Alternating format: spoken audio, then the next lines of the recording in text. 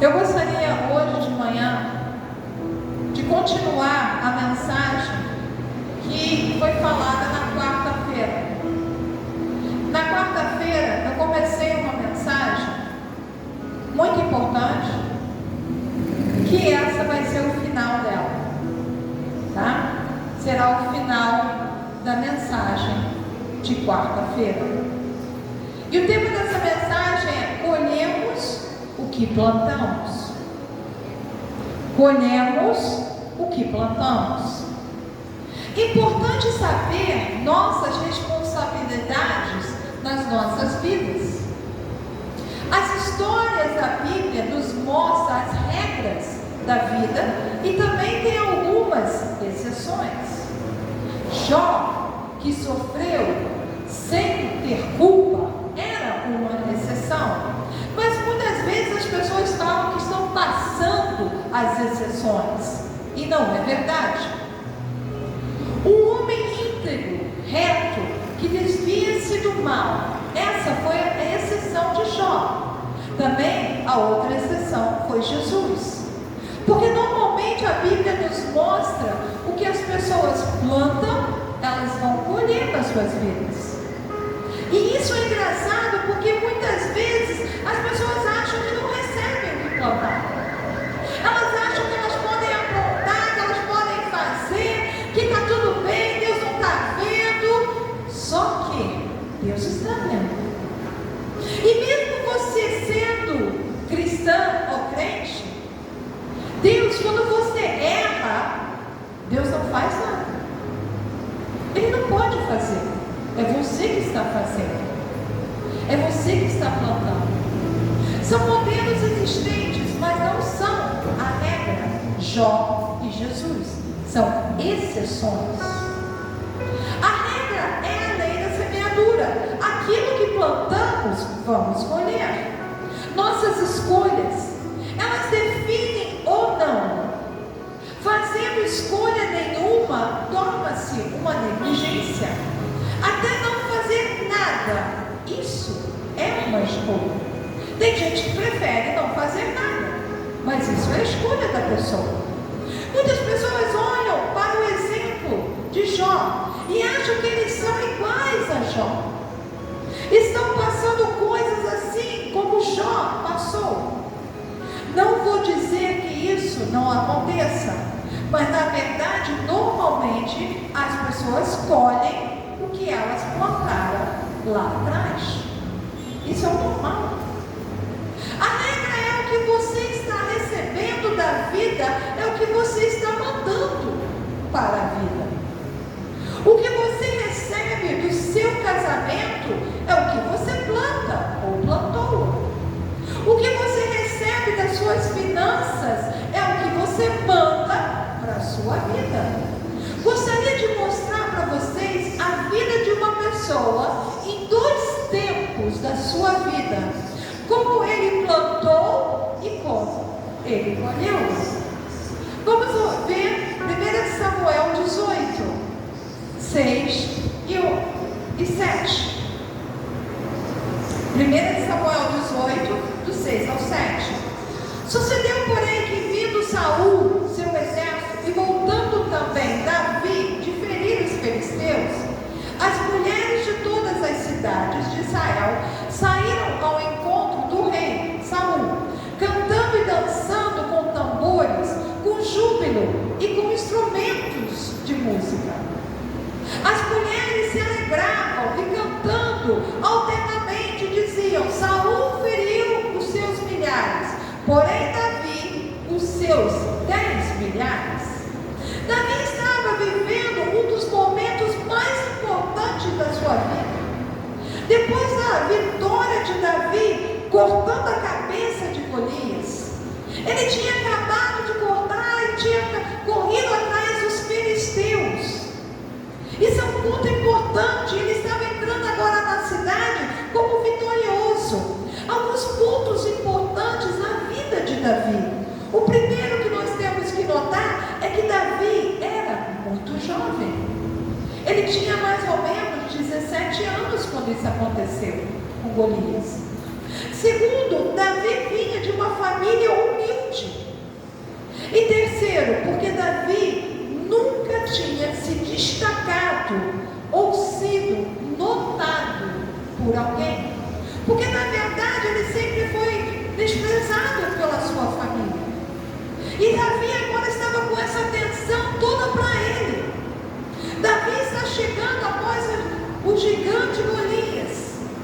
após ele ter cortado a cabeça, após ele ter corrido atrás dos filisteus, Israel tinha corrido com os filisteus.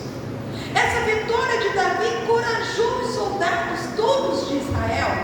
Agora, chegando na cidade, as mulheres dão honras a Davi.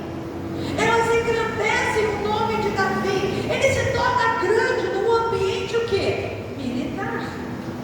Davi tornou o exército do Senhor um exército respeitado. Mostrou que um menino com uma tiradeira na mão pode derrotar o gigante. Todos sabem que Deus estava com Davi, mesmo nessa pequena idade de 17 anos. Davi foi capaz de vencer aquele confronto que já durava 40 dias, sem um candidato a enfrentar o gigante. O medo tinha tomado conta de Israel. Davi foi ajudado por Deus, todos sabiam disso, até Saul, que passa a perseguir Davi, porque sabe que Deus é com ele. Essa é uma fase ótima de Davi. Ele está sendo notado. Ele até aqui, ele passava tomando conta das ovelhas, ele cantava, ele louvava, tomando conta das ovelhas, ele tocava com a sua harpa, ele defendia aquelas ovelhas, tanto que ele derrotou um leão e um urso. Então Davi era, segundo o coração de Deus, ele era um menino cheio de alegria. Então isso mostra que com 17 anos você realmente pode mudar a sua vida, louvando ao Senhor. Mas uma outra fase da vida de Davi, porque a Bíblia diz que Davi era segundo o coração de Deus, mas Davi não era perfeito. Vamos ver 2 de Samuel 12, do 15 ao 18. 2 de Samuel 12, do 15 ao 18.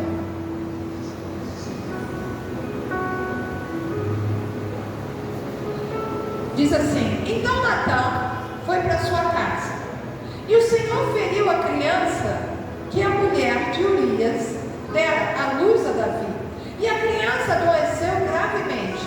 Buscou Davi a Deus pela criança, jejuou Davi, e vindo passou a noite prostrado em terra.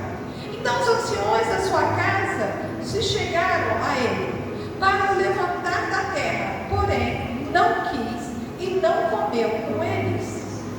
Ao 7º dia morreu a criança, e temiam os servos de Davi informaram de que a criança era morta, porque diziam: eis que enquanto a criança ainda viva, e falamos, porém não dá ouvidos à nossa voz. Como, pois, lhe diremos que a criança é morta? Porque mais se afligirá. Então, esse é o mesmo Davi, o mesmo homem que venceu Golias lá atrás. Este é o momento agora de dor, de tristeza, de angústia, de sofrimento. Mas é o mesmo homem. Agora Davi vai ter que se levantar e sepultar o seu filho. Quem é Davi? O mesmo do capítulo anterior que nós lemos. O mesmo homem que tinha sido exaltado pelas mulheres, que foi respeitado pelos soldados. Agora, os seus soldados sabem do que Davi fez com Urias, um homem fiel a Davi. Urias, um homem da sua confiança. Se Davi ganhou o respeito no capítulo 18 de 1 Samuel, Davi defendeu o exército de Israel. Agora Davi perde o respeito de todos os homens, porque na verdade todas aquelas pessoas que estavam à volta de Davi sabiam do que o Davi tinha feito. Sabia que ele tinha se deitado com Batseba,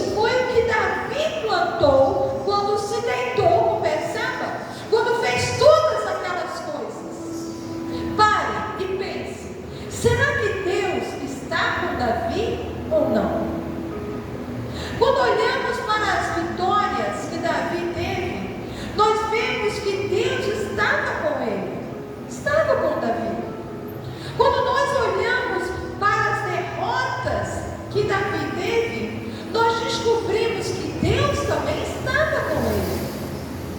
Deus simplesmente não estava defendendo Davi. Temos que olhar e entendermos que a vida eterna e o que a vida terrena é. As pessoas estão misturando tudo. São duas coisas totalmente diferentes, mas elas andam juntos, a vida eterna e a vida terrena. Queremos vida eterna, queremos salvação, então é simples demais. Lá em Atos 16:30, o cássaro está tentando tirar a sua vida, e Paulo diz: crê no Senhor Jesus e será salvo tu e a tua família. É isso que Paulo fala. Olha, ele crê é uma coisa, mas como é que a sua casa vai ser salva? Porque a salvação é individual. A Bíblia está querendo dizer que quando eu creio em Jesus, quando eu me torno cristão, eu salvo a minha vida e salvo a vida da minha casa.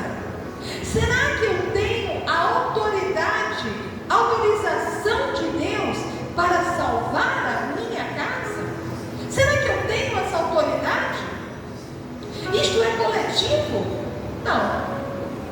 O que a Bíblia quer dizer é que quando a pessoa é salva de verdade, alguém pega a palavra de Deus e coloca na sua vida. A fé é posta em prática, e só uma questão de tempo para atrair a família para Cristo, como eu fiz com a minha mãe. Quando eu me tornei crente, minha mãe era católica. No dia que eu ia me batizar nas águas, minha mãe ficou com um pedaço de pau na porta: daqui você não passa, você já foi batizada. Eu te batizei na igreja católica, mas eu fui para o meu quarto, orei e falei: Senhor, hoje é meu batismo nas águas. Quando eu voltei para a cozinha, minha mãe já não mais estava. E 6 meses depois, minha irmã, minha mãe, aceitou a Cristo e começou a seguir a fé. Também tinha meu irmão, porque toda vez que eu falava com meu irmão no Canadá, eu só falava de Cristo. Olha, você tem que confessar a Cristo, você tem que aceitar a Cristo, você e a sua família. Uma semana antes dele morrer, ele realmente aceitou. De tanto eu insistir, de tanto eu falar, de tanto eu orar, ele realmente confessou a Cristo. Assim como meu pai. Apesar de todas as maldades do meu pai, eu nunca deixei de fazer bondade para ele. E sempre mostrei o amor de Cristo, tanto eu como meu filho. O William, a gente tratava com ele todos os dias. Então, eu sei que meu pai está no céu hoje, porque eu plantei isso na vida dele. As pessoas ao seu redor vão ser o quê? Alcançadas. Porque lá em Salmo 23:5, prepara-se uma mesa na presença dos meus adversários, unges a minha cabeça com óleo, o meu cálice o quê? Transborda. Então, se na verdade eu sigo a Cristo, se eu estou falando de Cristo, eu falo, se a minha vida está se mostrando de Cristo, se a minha vida ela está cheia de Cristo, quando eu falo de Cristo, toda vez, tudo que está ao meu redor terá que ter Cristo. Tudo. Porque eu estou falando de Cristo, eu estou representando a Cristo. Então, quando eu represento, a minha vida transforma quando eu acho certo. E é isso que acontece. Por isso que as famílias são salvas. Todos que estiverem perto de você serão contaminados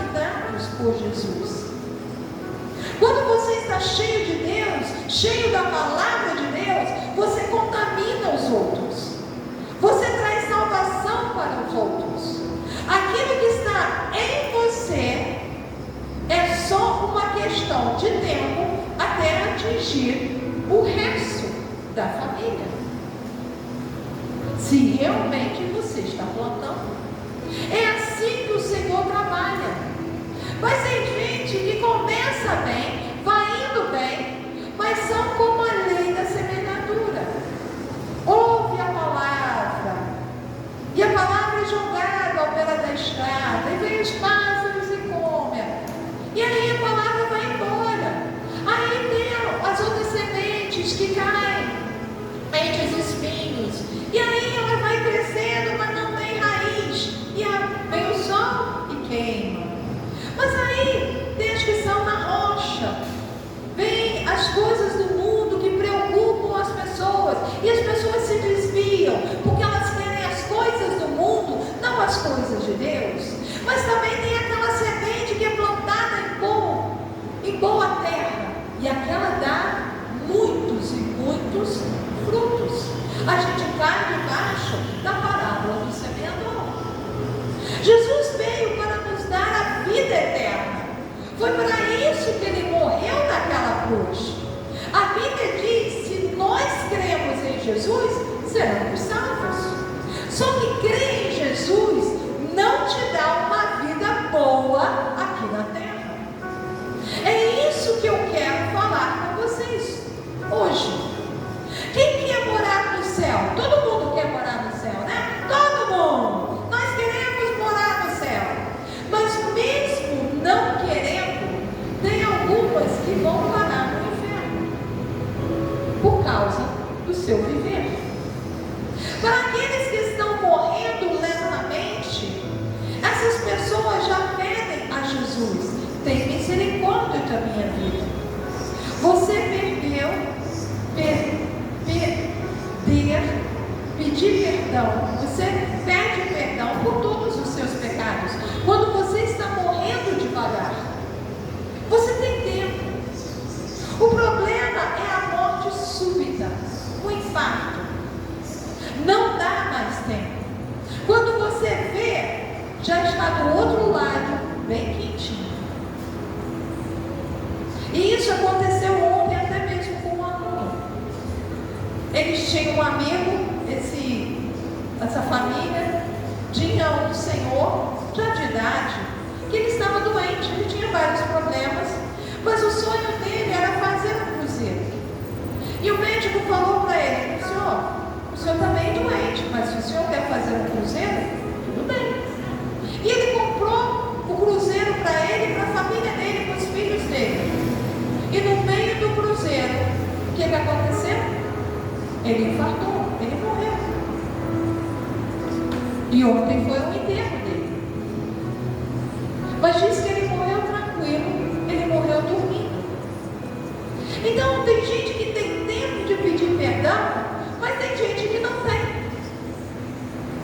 Mulheres suportam a dor mais do que homens, muitas vezes. Só um minutinho. O problema é a morte súbita, um pouquinho atrás. Infarto, não dá mais tempo. Quando você vê, já está do outro lado. Então, é mais fácil ser salvo. Nós temos que ter medo da morte. Mas temos muitas vezes medo da dor, que a morte nos causa. Muitas vezes a gente não tem medo da morte. A gente tem medo da dor. E homens têm muito mais medo da dor do que as mulheres.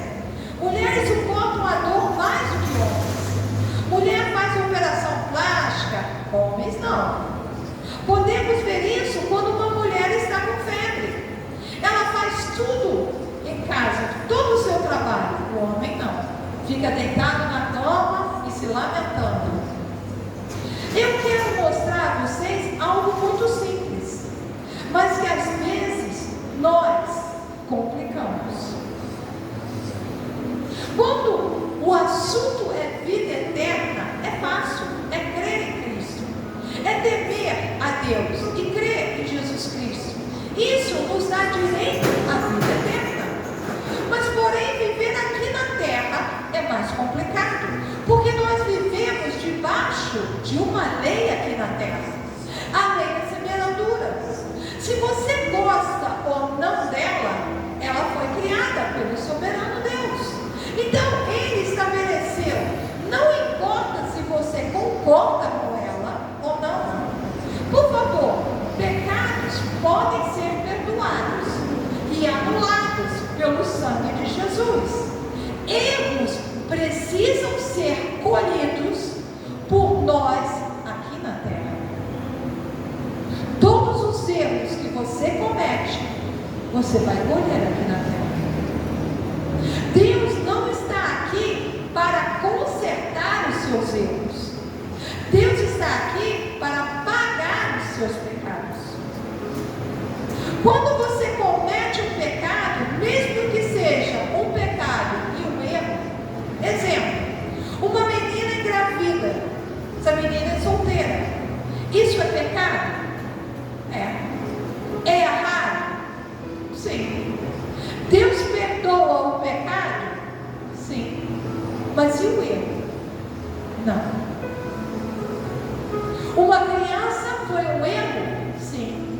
Se essa criança vai nascer num lar que não tem estrutura nenhuma para mantê-la, isso foi um erro. As pessoas acham que Jesus está aqui para consertar os seus erros. E não. Isso não é verdade. A palavra de Deus nos mostra e está aqui para que a gente venha diminuir os nossos erros aqui na terra. É isso que temos que fazer, diminuir os nossos erros.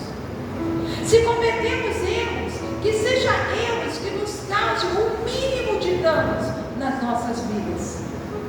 Porque Deus está com a gente, sim, sempre esteve com Davi, e assim também está sempre com a gente. Deus disse para Davi que estaria com ele toda a sua descendência. Deus sempre esteve com Davi. E Deus disse a Davi: o seu pecado foi perdoado. Você, Davi, não irá morrer, mas o seu erro morre. O seu erro foi computado e agora você vai ter que colher o fruto disso. Eu gostaria de te mostrar um texto que, depois de tantos acertos e erros, Davi aprendeu um pouco. E é isso que foi importante para Davi. Vale para mim e para você pôr em prática nas nossas vidas, de todos os erros que já cometemos até agora. 2 de Samuel 22, 18. Nós vamos para uma outra fase de Davi, onde Davi agora, ele amadureceu. Olha o que Davi fala: livrou-me num forte inimigo, dos que me aborrecem, porque eram mais poderosos do que eu. É a mesma leitura? Livrou-me de um forte inimigo, dos que me aborreciam, porque eram mais poderosos do que eu. Quase a mesma coisa. Davi estava descrevendo uma batalha aqui. Davi me dá um ensinamento aqui poderoso. Davi enfrentou muitas batalhas, e uma parte delas Davi enfrentou sozinho. Davi enfrentou com os seus soldados, com a sua estratégia militar, com a sua força. Em muitos momentos Davi sabia que tinha força suficiente, recursos suficientes para ele mesmo resolver os seus problemas. Davi sabia disso. Suas diversidades. Mas esse texto também diz que em momentos da vida de Davi, Davi enfrentou inimigos que eram mais fortes do que ele. Em momentos da vida de Davi, ele teve que lidar com os desejos que foram superiores às suas vontades. Davi sabia que problemas que ele podia resolver, ele ia lá e resolvia. Mas Davi olhou para e diz: quando um inimigo forte vinha na minha direção, e ele era mais forte do que eu, olha o que ele fala, versículo 19, 2 de Samuel 22, 19. Assaltaram-me no dia da minha calamidade, mas o Senhor me serviu de amparo. Não era somente o inimigo mais forte, foi um inimigo que buscou uma ocasião oportuna, é um inimigo que se aproveitou do momento que eu não estava muito bem na vida. Porque a vida, ela é feita de altos e baixos.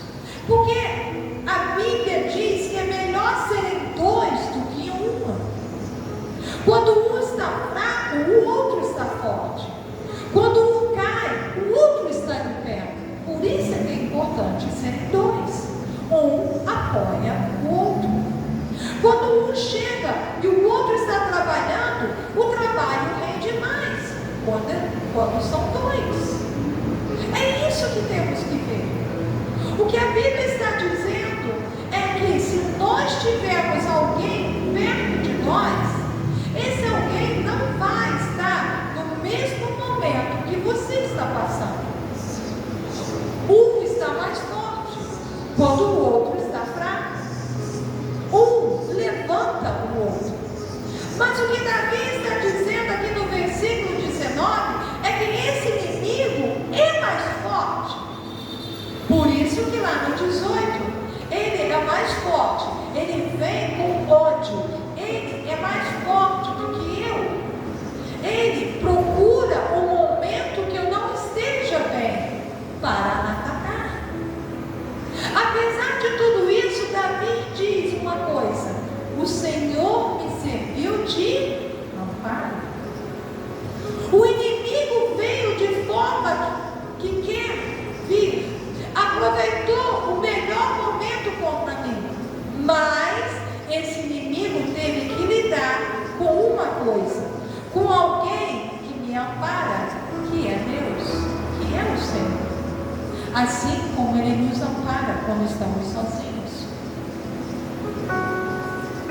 Temos de ver por que Deus dá apoio para Davi. Ele não dá apoio para mim ou para você. Porque apesar de tudo que Davi já tinha feito, ele dá apoio a Davi. Apesar dos erros de Davi, ele ainda dá apoio a Davi. Por que Davi é mais importante do que eu? Por que Deus não me dá o apoio que eu preciso? Porque aqui me mostra que Davi tem o apoio de Deus. Isso é muito bom. O que Davi tem melhor do que eu? Porque Deus não vem me socorrer. Esse Deus da Bíblia é o mesmo Deus. Ele é o mesmo ontem, hoje e será para amanhã. O que Davi tem melhor do que eu? Se o Novo Testamento diz que Elias era um homem com as mesmas paixões que a gente tem, eu posso transferir isso para Davi. Davi não tinha nenhuma vantagem sobre mim, nem sobre você. Nós vivemos as mesmas coisas hoje em dia, cada um com Deus. E muitas vezes nós falamos: Senhor, cadê Deus? Cadê Deus na minha situação? Por que Deus não está me ajudando? Será que tem alguma coisa que nos diferencia de Davi? Talvez tenha. Olhe o que Paulo fala dos Filipenses, Filipenses 4:19. E o meu Deus, segundo a sua riqueza em glória, há de suprir em Cristo Jesus cada uma de vossas necessidades. Esse texto é para os filipenses, para aquilo que eles tinham plantado. Você pode ser fizer as mesmas coisas que os filipenses fizeram. Quando você faz a mesma coisa, você é incluído no mesmo grupo, que pode receber ou não, necessariamente. O importante é que as pessoas, muitas vezes, elas leem a Bíblia, elas querem receber o que a Bíblia está falando, elas querem receber a mensagem da Bíblia, mas elas não querem cumprir o que a Bíblia pede para elas fazerem. Só queremos receber e não cumprir.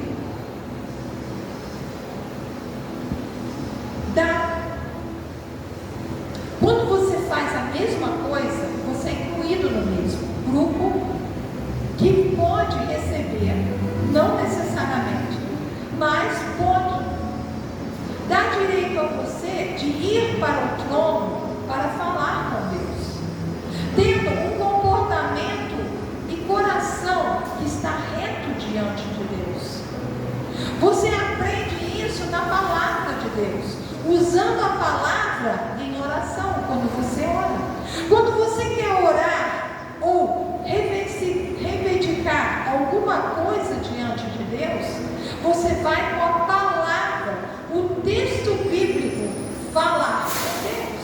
E isso é importante. Quando você está aflito por uma situação na sua vida, você tem que levar junto a palavra de Deus. É um comportamento diante de Deus. Vamos ver isso agora. 2 Samuel 22:20. Trouxe-me para um lugar espaçoso, livrou-me, porque ele se agradou de mim. Deus tem prazer em Davi. Deus se agradou de Davi. Por quê? Se lembre que o capítulo 12 de 2 Samuel já passou. Esse Davi que estamos vendo aqui, neste capítulo, é o mesmo homem que matou o urso, que matou o leão, que matou o gigante. Foi o homem que não matou Saul. Ele é o mesmo que se deitou com Batseba, que mandou matar Urias. Ele é a mesma pessoa. A mesma. Davi cometeu erros e acertos ao longo da sua vida, assim como nós também. Mas temos que saber consertar os nossos erros. Mas o capítulo 12 ficou para trás. O capítulo 17 e 18, ou o 16, onde começa a história de Davi, estão anos lá atrás. Davi aprendeu com a vida. E quando Davi diz que Deus tem prazer nele, no versículo 20, que nós lemos, aleluia. Olhe só o que ele fala agora, no versículo 21. Retribuiu-me o Senhor segundo a minha justiça, recompensou-me conforme a pureza das minhas mãos. As minhas, ele está falando da dele. Aqui Davi começa a dizer que estilo de vida ele está vivendo agora. Davi começa a dizer para ele mesmo: Deus sempre deu para mim. Davi o retornou do que Davi estava mandando para Deus. Deus mandava bondade, Deus mandava bondade. Davi mandava pureza, Deus mandava pureza. Aquilo que você manda para Deus é aquilo que você recebe de Deus. Muitas vezes queremos plantar egoísmo, queremos plantar nosso ego para Deus e queremos receber bênçãos. Não vai acontecer nunca. É como se você estivesse vivendo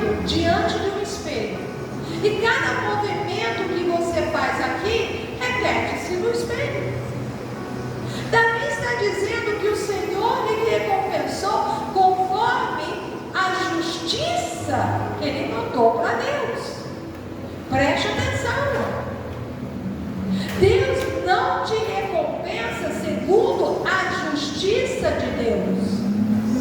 Deus te recompensa segundo a sua e a minha justiça. Isso é a lei da semeadura. Como você vive, como você procede, é exatamente o que volta para você.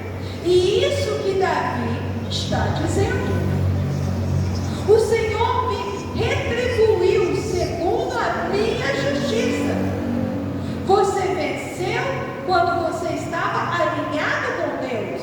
Você venceu o urso, você venceu o leão, você venceu o gigante, você venceu os exércitos. Também, quando você errou, você teve a justiça. Você enterrou o seu filho e a espada jamais vai se apartar da sua casa. Então, tudo que você plantou, tudo que você planta hoje, você recebe. Muitas pessoas estão reclamando: não, minha vida é assim, não, eu não tenho isso, eu não tenho aquilo, eu não tenho o que eu quero ter. Mas o que você plantou? Você não pode receber uma coisa que você não plantou. Tem gente que quer um casamento cheio de amor, mas você plantou amor dentro do seu casamento? Você plantou? Será que, não, eu só quero saber a verdade, mas será que você sempre plantou a verdade? Ou você sempre mentiu e agora você não quer que as pessoas mintam para você? O que você planta é o que você vai colher. Infelizmente, seja justiça ou injustiça que você plantou, quando você está desalinhado com Deus, você recebe o que você plantou. Deus estava na vida de Davi. A mesma coisa acontece com as nossas vidas hoje. O que plantamos é o que colhemos. Deus está na sua vida para te dar o que você merece receber. Tem vezes que Deus está nos provando, assim como foi com Jó. Mas isso é uma exceção, como nós falamos lá no começo. Não é a regra. Normalmente colhemos o que plantamos, mesmo que Deus nos perdoe e nos ame. Jó era um homem íntegro, reto, e dizia: não vou receber o mal, como também receber o bem de Deus. Em nenhum momento ele amaldiçoou a Deus. Mas quantas vezes você já reclamou com Deus? Falando que Deus era injusto. E foi você que plantou. Os amigos de Jó vão visitá-lo. Tentam acusar Jó de ter feito algo de errado. Jó não fez. São o quê? Provações. Muitas vezes as pessoas nos acusam. Se a gente está sofrendo, é porque temos pecado. E isso não é verdade. Existem momentos isolados das nossas vidas que os nossos sofrimentos não têm nada a ver com o pecado. Muitas vezes pessoas falam sobre nós. Quando pessoas falam sobre nós, duas coisas pode ser. Primeiro, pode ser verdade. E se pessoas falam a verdade ao nosso respeito, isso significa que nós precisamos mudar a nossa postura e corrigirmos, mudar a nossa rota, melhorarmos. Segundo, pessoas podem estar falando mentiras a nosso respeito. Então vamos descobrir o que elas estão falando. Se for verdade, a gente corrige. E se for mentira, é a única forma que as pessoas têm de falar mal ao nosso respeito. Quando alguém fala mal de mim e é em verdade, eu não tenho o que fazer. Ou o que eu posso fazer? Nada. A melhor maneira é você viver de uma forma honesta. Que o único jeito que alguém tenha para falar mal a seu respeito seja o quê? Com mentiras. Como falavam de Jesus, falsas testemunhas. Falsas testemunhas, como Estevão, quando Estevão foi apedrejado. É normal as pessoas falarem mal da gente. É normal, mas deixa. Não se importe com isso. Podemos até falar, vai se ver com Deus. Muitas vezes, não vamos não. Porque para se ver com Deus, tem que falar mal de você injustamente. Se eles falam mal de você injustamente, tudo bem, Deus vai pesar a mão sobre eles. Mas se você está fazendo alguma coisa de errado, as pessoas vão falar. Por quê?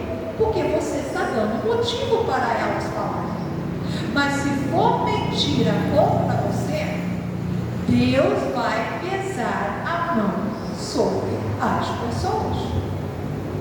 Deus pesa a mão. Davi está dizendo aqui que a justiça dele é que vive na vida dele. Está claro, segundo a minha justiça, o Senhor me recompensa. Vou viver conforme a pureza das minhas mãos. Meus atos, minhas decisões vão trazer a justiça de Deus. Como está lá em 2 de Samuel 22, 21. Ambiente de ação na Bíblia. Também é visto na Bíblia como mãos. Então, como eu agir com as minhas ações, se elas forem puras, eu recebo os resultados disso. Olha, 2 Samuel 22, 22. Pois tenho guardado os caminhos do Senhor e não me apartei perversamente do meu Deus. Davi está descrevendo o porquê ele é um homem abençoado. Não é porque Deus gostava mais dele. E Deus não gosta da gente mais do que Davi. Davi está falando que ele recebeu justiça porque ele agiu com justiça. Mas você pode até dizer, mas Davi não agiu com justiça quando ele matou Urias. Mas quando Davi matou Urias, Davi recebeu as consequências das suas ações. Seu filho morreu e a espada jamais se apartou da casa de Davi. O que você planta é o que você colhe. Se lembra quando eu preguei sobre Jacó e Esaú? Já preguei sobre Jacó e Esaú. Jacó errou contra Esaú, enganou Esaú, mas depois ele vai embora. Ele larga o problema ali e vai embora. E daí vai encontrar com Labão. E Labão, o que Labão faz? Engana Jacó. Aquilo que você plantou é aquilo que você vai colher. Jacó não resolve o problema com Esaú e viaja. A traição segue Jacó. Esaú não está lá, mas Labão está. A traição pulou de Esaú para Labão. Jacó traiu Labão e Labão traiu Jacó. Porque o futuro está lá, te aguardando. É assim que a lei da semeadura funciona. Nem sempre vai vir na mesma pessoa, ou vai vir na mesma moeda. Mas é a vida. Você plantou, você vai colher o que plantou. O porquê está lá? Pois tenho guardado os caminhos do Senhor e não me apartei mente e no meu Deus. É o que ele fala no 22. É por isso que Davi era abençoado. Você está fazendo o mesmo? Você é piedoso? Você vive as Escrituras? Ou você vive com a sua astúcia? Olha o que fala em 2 de Samuel 22, 23. 2 de Samuel 22, 23. 2 de Samuel 22, 23.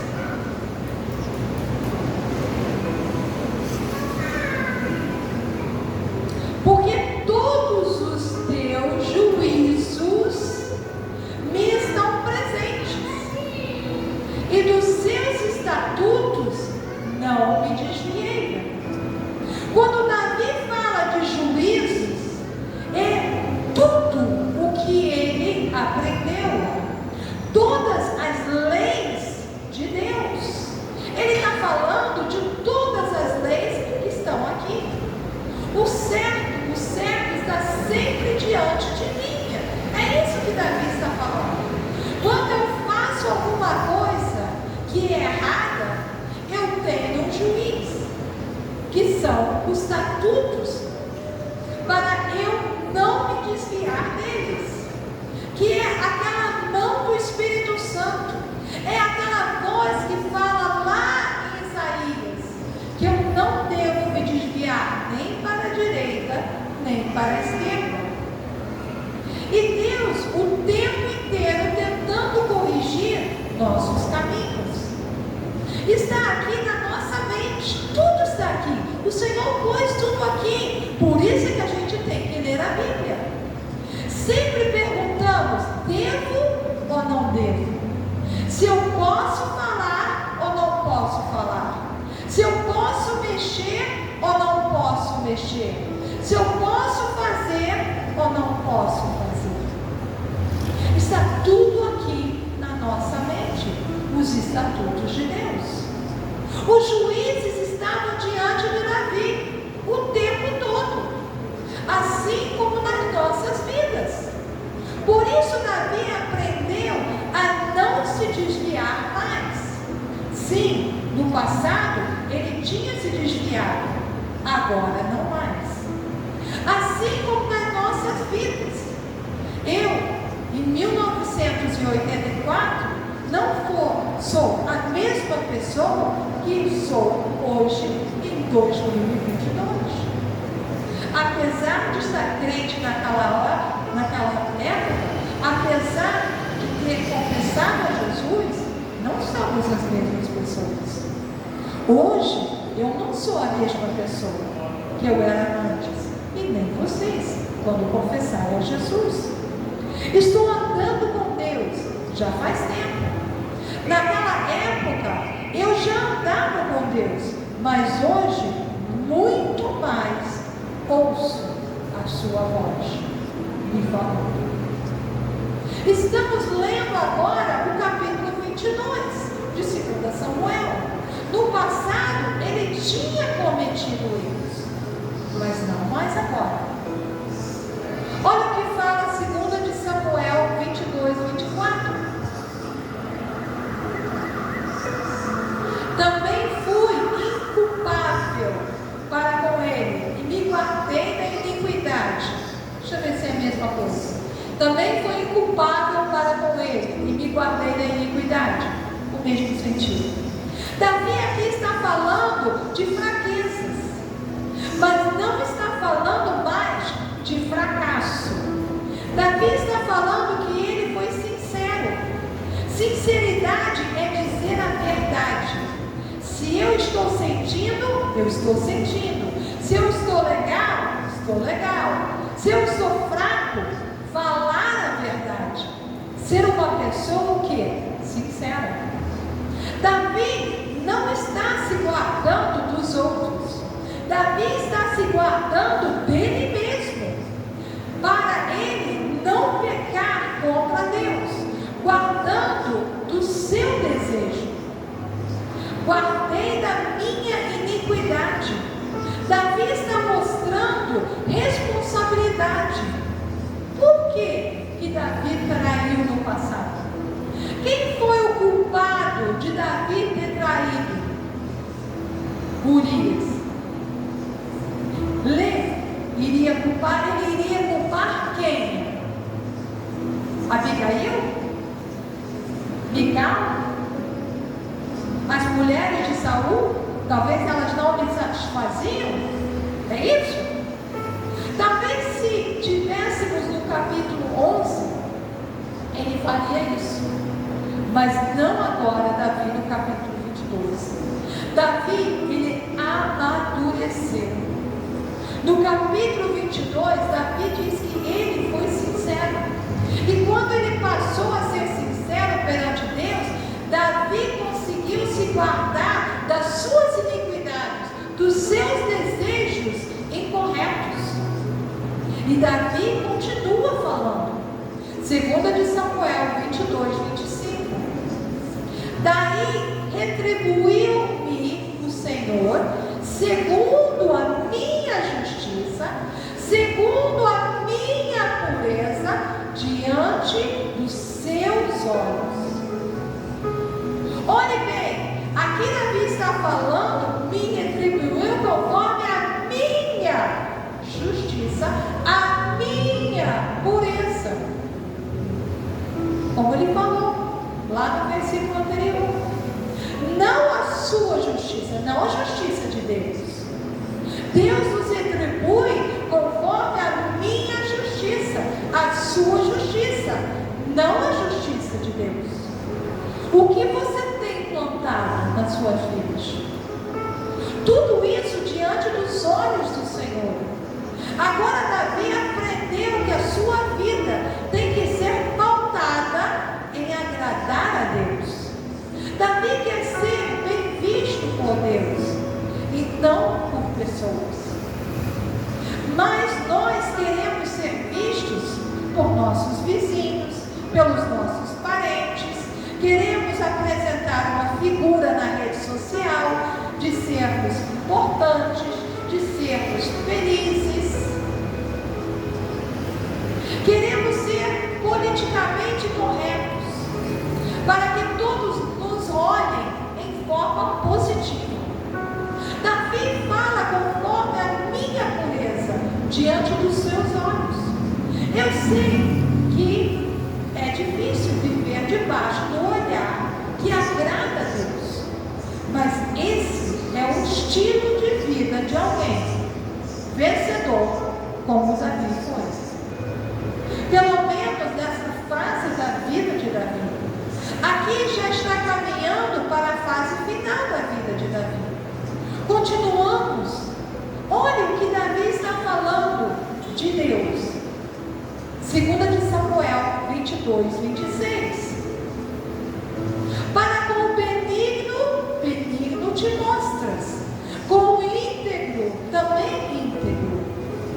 Quando a pessoa é boa e te mostra bondade, Deus manda o que para ele? Bondade. Com o varão sincero, Deus faz o que? Sinceridade.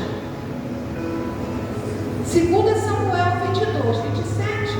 Como puro te mostras, como perverso, inflexível.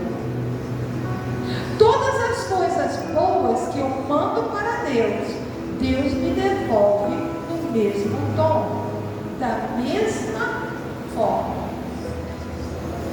Mas, quando eu me torno desobediente, quando eu me torno perversa, o meu comportamento não muda a essência de Deus. Em Deus não há mal, não há sombra de variação. Quando o texto diz, mas com perverso te mostras inflexível, o que o texto quer dizer é apenas o seguinte: se eu fiz justiça, eu mandei justiça, e alguém quer ser injusto comigo, a injustiça dele cai sobre ele. Exemplo Mordecai, lá em Esther. Amã manda justiça para Mordecai. Mordecai manda injustiça contra Amã. A injustiça se torna o quê? Justiça contra Amã. Quando você está alinhado com Deus e você faz o bem e alguém quer te mandar o mal, Deus transforma o mal em bênção. Mas Deus não transforma o mal em bênção quando você manda o mal contra alguém. Mas se eu me arrependi do mal que eu mandei, entra no céu. Mas você colhe o efeito do mal que você fez. Todas as nossas ações, tudo que a gente faz que é mal, nós sabemos que estamos fazendo mal. Nós sabemos a nossa ganância, a nossa desobediência. Nós sabemos que estamos fazendo mal, mas continuamos fazendo. Aquilo volta para você. Por isso o texto diz que todas as coisas boas você mandou pureza, vem pureza. Se alguém tentar de forma incorreta, Deus entra com providência. Mas quando chega na pessoa que é perversa, não tem jeito. Se eu mandei maldade, Deus continua aonde Deus sempre esteve. Deus no controle de todas as situações. Só que Deus não se mexe. O que você planta é o que você vai colher. Tem gente que não concorda com isso também. Diz, não, pastor, não, isso não é verdade. Olha, então, o que manda jogar os 3 amigos de Daniel na fornalha? Olhe bem. Se lembra quando o rei manda jogar os 3 amigos? Sadraque, Mesaque e Abednego. Tá? Ou seja, Ananias, Misael e Azarias. Os jovens morreram? Não. Mas os homens que foram jogar eles, morreram? Morreram. Deus foi justo. Jogaram Daniel na cova dos leões. Daniel morreu. Mas aquelas pessoas que acusaram Daniel, morreram? Morreram. O povo de Israel estava atravessando o Mar Vermelho. O povo passa. E os soldados que vinham atrás, morreram? Aí. Eram gente do mesmo jeito. Todos eles morreram. Dá para entender? Você quer fazer separação do povo de Deus? Faça. Fique à vontade. Sempre vai haver 2 grupos: dos alinhados com Deus e os que estão desalinhados com Deus. O tempo inteiro Deus está querendo falar isso comigo e com você. Que estilo de vida você quer? Você pode falar, mas pastora, Deus é amor. Sempre escuto isso. Pastora, Deus não pode fazer isso porque Deus é amor. Sim.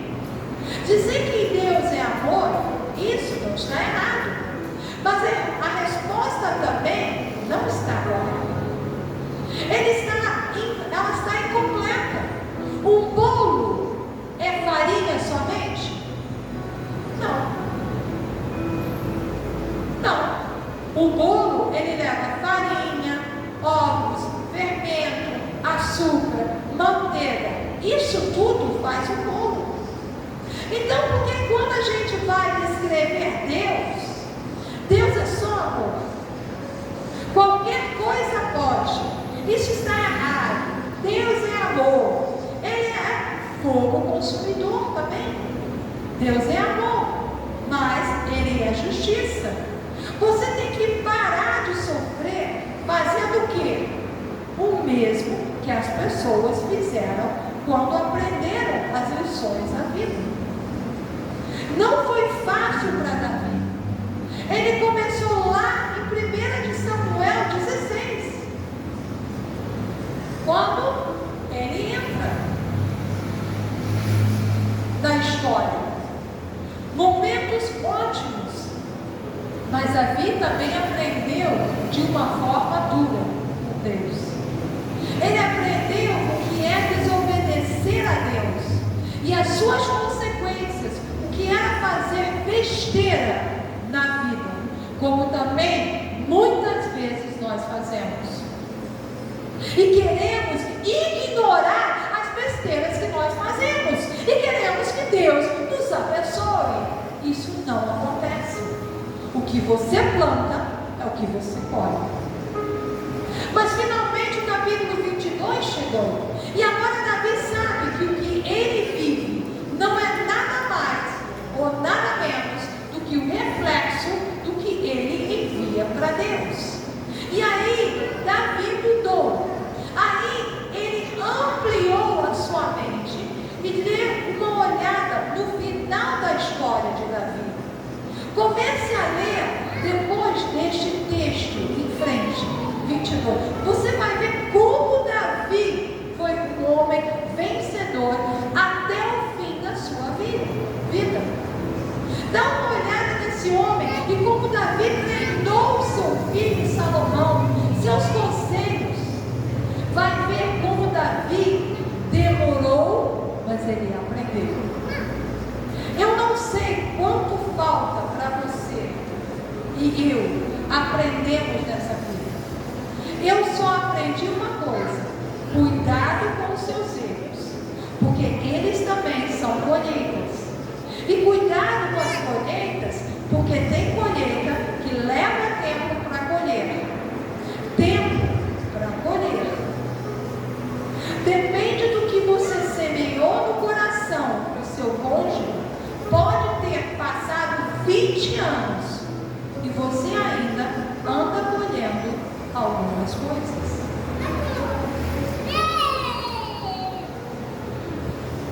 Ou você trata isso de forma correta, ou você taca fundo em tudo.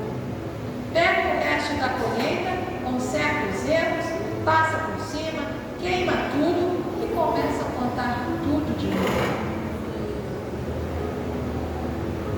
Você pode ver que Davi começou bem sua vida,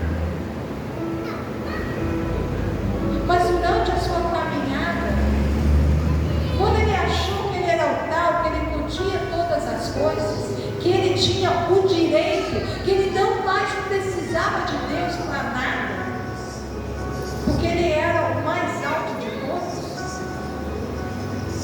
aí foi quando Davi começou o quê? A cair.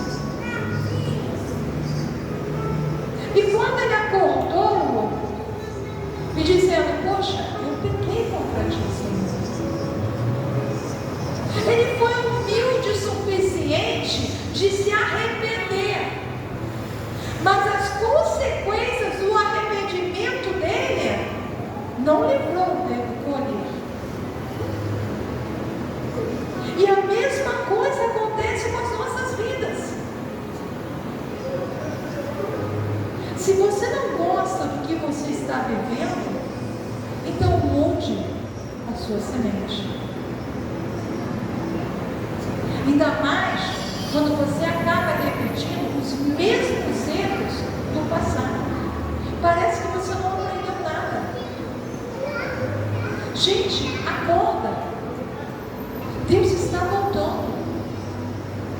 Deus está mais perto do que vocês imaginam. Mas hoje ainda há tempo de pedir perdão, levantar a cabeça e ir em frente. Sabe o que me faz mais triste? Ninguém aqui ainda me perguntou Se o aluguel foi pago. R$9.000 e pouco. Ninguém quer saber qual é o problema da igreja.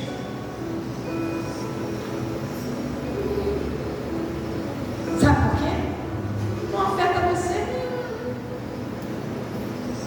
Enquanto você estiver bem, está tudo bem. Você não pensa nos outros. Mas você lembra, tudo que você planta, você colhe. Não adianta. Eu sei a vida de cada um aqui. Eu sei quando as pessoas estão sendo egoístas. Eu sei quando as pessoas estão pecando. Normal, gostam de pecar. Acham que está tudo certo, fazer o que acha. Só que há uma consequência: o que você planta, o que você colhe. Eu sei de uma coisa: Deus sempre vai me dar o melhor, porque eu sempre dou o melhor para Deus. Talvez no passado eu cometi muitos erros, mas já tem pelo menos uns 4 anos que eu venho me corrigindo.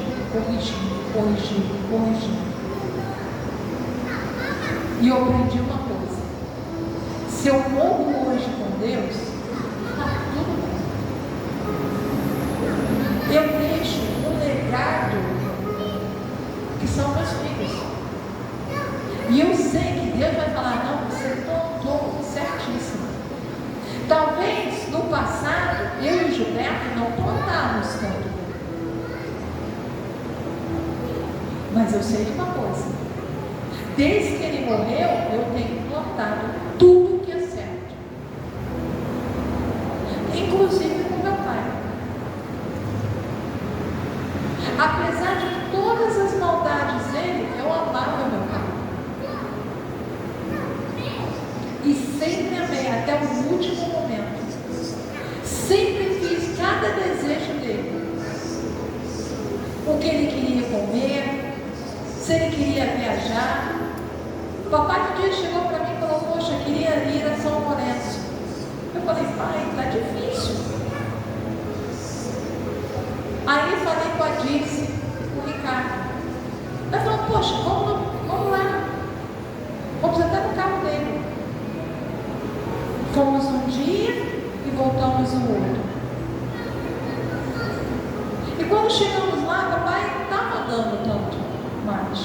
Estava sendo difícil para ele andar. E quando a gente chegou no hotel, a gente foi almoçar, tudo bem, voltamos. E quando a gente voltou, papai descansou um pouquinho. E papai falou assim: Ana, me deixa aqui. Eu não posso ir no parque, eu não tenho como andar. Eu falei: não, pai, nós vamos no parque. Nem que eu tenha que carregar o senhor. Pus o papai no carro, levei até lá. Cheguei no parque, tinha uma cadeira de roda aí só. Pus o papai na cadeira de roda e rodei o parque todinho na cadeira de roda. Até brinquei com ele, corria com ele.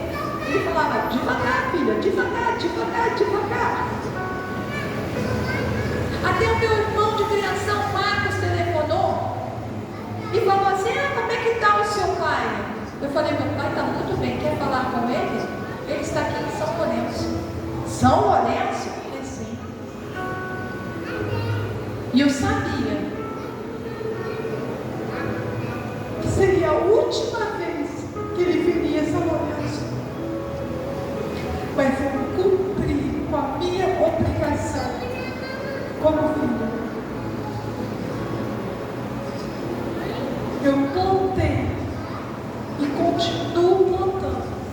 Mesmo que as pessoas sejam más, mesmo que as pessoas querem o meu mal, eu sempre vou plantar a bondade.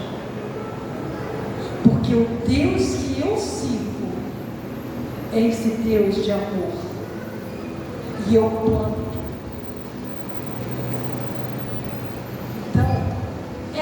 posso falar para vocês. Seja como Davi, nesse último pedaço do capítulo 22. Plante boas coisas. Plante boas coisas na sua vida. Plante boas coisas na vida da sua família. Plante. Que você possa transbordar para que chegue até todos a sua família. Não seja egoísta.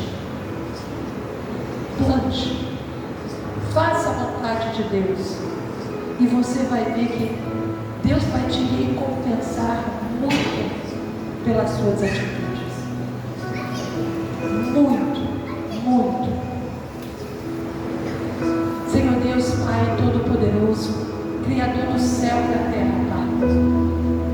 Pai, aqui na terra, Senhor, o que a gente planta é o que a gente colhe, Pai. Senhor, eu sei que várias pessoas têm plantado maldade, Senhor amado. Mas obviamente eles vão colher maldade. Eu me lembro, Pai, até do meu filho John, Pai, que fizeram um trabalho contra o meu filho, Pai, para matá-lo quando ele chegasse a uma certa idade. Mas infelizmente, o que a pessoa plantou, ela vai colher na sua própria filha, em nome de Jesus. Porque o que as pessoas plantam é o que elas vão colher. Infelizmente, vão colher o que plantaram. Senhor, ajuda-nos, Senhor amado, a plantar boas coisas nas nossas vidas. Ajuda-nos a plantar boas coisas nas nossas famílias. Ajuda-nos, Senhor, a salvar nossos filhos, a salvar os membros da nossa família, mostrando o nosso exemplo para com eles, Pai. Que seja feita, Senhor amado, que seja pureza com pureza, benignidade com benignidade, Pai. Ajuda-nos, Senhor, a cada dia a plantar, Senhor amado, na vida das pessoas, Senhor. Obrigada por essa manhã, Senhor. Obrigada por essa mensagem. Obrigada por cada pessoa aqui presente, Senhor amado, e aqueles que não puderam estar aqui. Abençoa-nos, Senhor. Dá-nos um dia de vitória, de bênção.